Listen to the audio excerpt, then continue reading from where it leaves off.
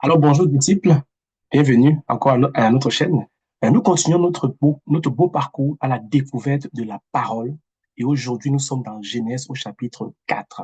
Genèse au chapitre 4. Alors, qu'est-ce que nous y voyons? Nous voyons Adam et Ève qui vont avoir leurs premiers enfants, à savoir Caïn et Abel. Les enfants vont commencer à grandir, ils vont commencer à travailler et à un moment donné, les deux vont décider de faire une offrande à Dieu. Caïn, de son côté, va offrir les fruits des champs, tandis que son frère Abel va offrir ses premiers troupeaux, des premiers troupeaux. Et la Bible dit que Dieu va porter un regard favorable sur l'offrande de Abel. Je vous ferai remarquer ici que les deux ont eu à cœur d'offrir une offrande à Dieu. Ça veut dire qu'il y avait une bonne intention, mais Dieu va apprécier l'offrande de Abel. Pourquoi? Parce que Abel a donné des premiers nés de son troupeau, tandis que Caïn a juste pris du stock qu'il avait en inventaire, des fruits de son champ pour donner à Dieu.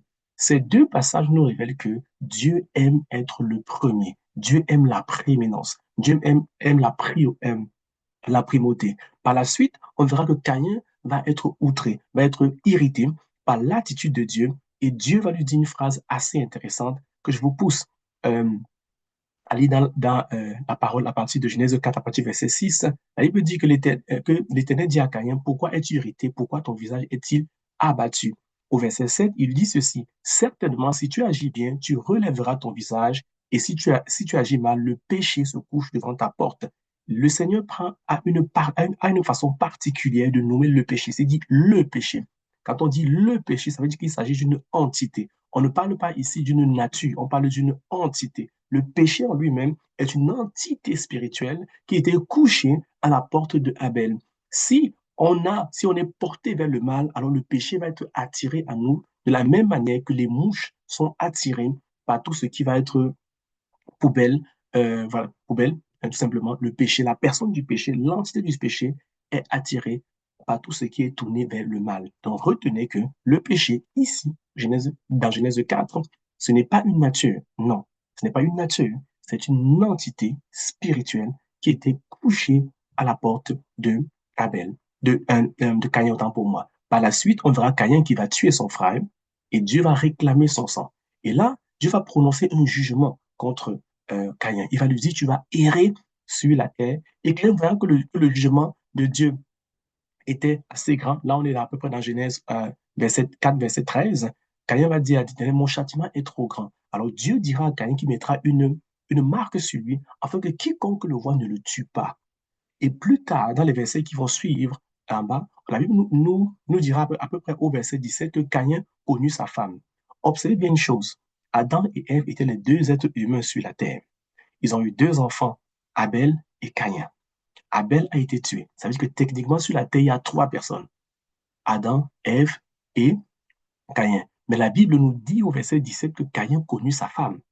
Vous conviendrez donc avec moi qu'en vérité, il n'y avait pas que trois êtres humains sur la terre. Il y avait d'autres êtres humains sur la terre. Quand est-ce que Dieu les a créés? Je n'en ai aucune idée. Je vous pousse juste à rechercher davantage dans la Bible pour mieux comprendre ces choses-là. Adam et Ève, Caïn n'étaient pas les seuls êtres humains absolument précis, puisque Caïn a connu une femme par la suite.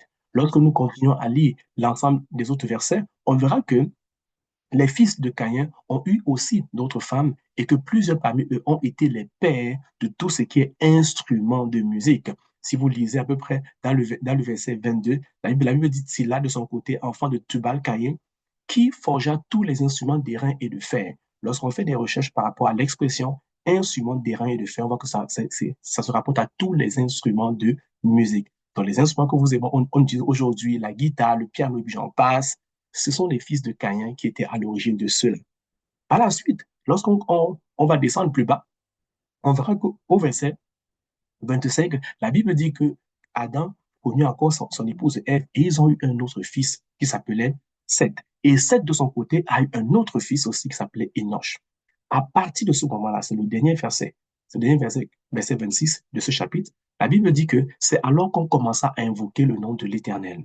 Qu'est-ce que ça veut dire invoquer le nom de l'Éternel? Ça veut dire simplement appeler Dieu par la prière. Ça veut dire qu'avant Enoch, les hommes ne priaient pas. Ils parlaient avec Dieu directement. La connexion était naturelle. Dieu était présent en permanence Caïn, Abel, Adam, Ève n'avaient pas besoin de prier Dieu. Ils parlaient avec Dieu en permanence. Mais lorsqu'on est arrivé au niveau de Seth, notamment avec la naissance de son fils Enoch, qui signifie homme, à partir de ce moment-là, la prière a pris naissance. On ne pouvait plus parler avec Dieu comme on parlait avant. Il fallait invoquer Dieu au travers de la prière. Alors voilà, disciples, quelques éléments par rapport à ce texte et quelques leçons que nous pouvons tirer. Dieu aime être le premier. Dans tout ce que nous faisons, plaçons-lui le premier. On veut lui offrir une offrande, quelque chose. Avec notre sabbat, prenons la première partie, mettons-le sur un piédestal. Le Seigneur apprécie être le premier dans notre vie. Et lorsque nous sommes portés vers le mal, certaines chose, c'est que la personne du péché se couche à notre porte. Alors, disciples, je vous invite à relire le verset et à tirer d'autres leçons qui vont être utiles pour nos propres vies.